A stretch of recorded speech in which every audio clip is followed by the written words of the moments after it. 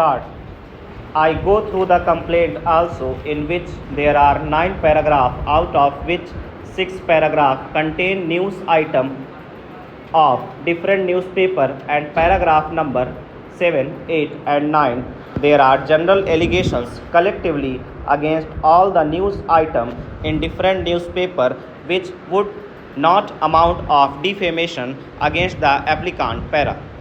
The learned Chief Judicial Magistrate, without applying the mind, summoned the applicant along with 18 other opposite parties, treating all the news item as common, although from reading the news item of Amar Ujala dated 15/3/1999, no case of defamation under section 499 and 500 IPC is made out.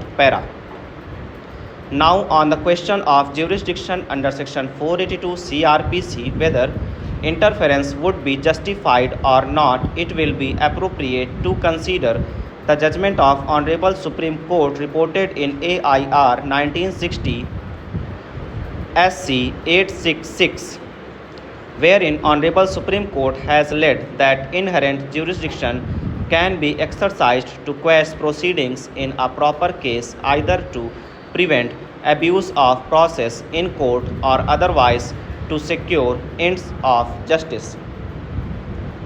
Ordinarily, criminal proceeding instituted against accused persons must be tried in accordance with procedure prescribed in CRPC, and this court should be reluctant to interfere with the said proceedings at an interlocutory stage. But an order of summoning is not an interlocutory order, since it compels that accused person to come to the court and face trial, and his valuable right of freedom to some extent are affected.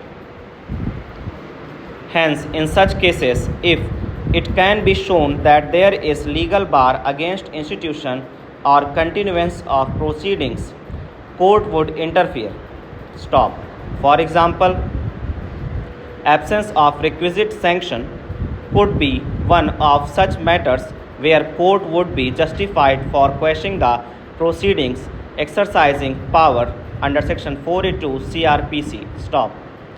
Next category is where allegations contained in FIR or complaint, if taken at their face value and accepted in entirety to be correct, still do not constitute the offense alleged.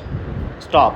While framing its opinion, court will not examine or appreciate any evidence, and it will only look to the complaint or FIR to decide whether offense alleged is made out or not. Stop. If no offense is made out, court would be justified to interfere. Stop. Then the third category is where allegations made against accused persons may constitute offense alleged, but there is either no legal evidence adduced in support of case or evidence adduced clearly and manifestly fails to prove the charge. Stop. In such case also, interference under section 482 CRPC would be justified. The case in hand will come under second category, as from reading the complaint, in which new item of Hindi daily newspaper dated 15/3/1999 is quoted in paragraph number 2 of the complaint, no offense under section 500 IPC is made out. Hence, proceedings initiated by magistrate in the case in hand is patently illegal and amount to abuse of process of court.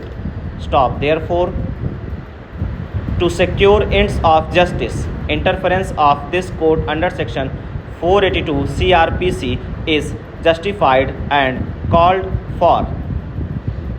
It is well settled that an application under section 482 of the Criminal Procedure Code is maintainable to quash proceedings which are ex facie bad for want of sanction, frivolous, or in abuse of process of court. Stop.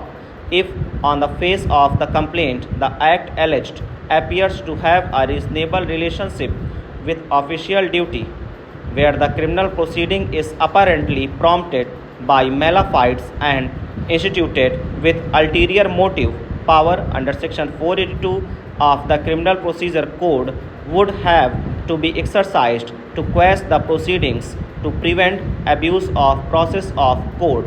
Para. In view of the discussion made above, the application is allowed. Stop. The proceedings of complaint case number 412 of 1999 under section 500 IPC Ajit Singh Tomar versus Khichu Singh and others pending in the court of Judicial Magistrate Gautam Budh Nagar against the applicant only is quashed. Stop. It is made clear that by this order the proceedings against remaining accused has not been quashed. Stop.